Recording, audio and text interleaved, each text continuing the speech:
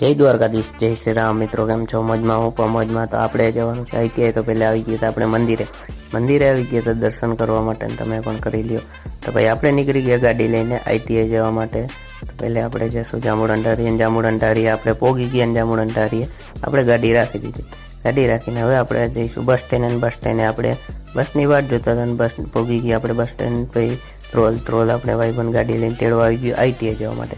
આપણે પોગી ગયા પછી આઈટીઆઈ પોગીને ભણી લીધું ને પછી હવે આપણે જવાનું છે પાછું બસ સ્ટેન્ડ. તો ભાઈ આપણે ભાઈબંધ પાછો મૂકવા આવી ગયો બસ સ્ટેન્ડ અને બસમાં બેસી ગયા આપણે ને આપણે જવા માંડ્યા.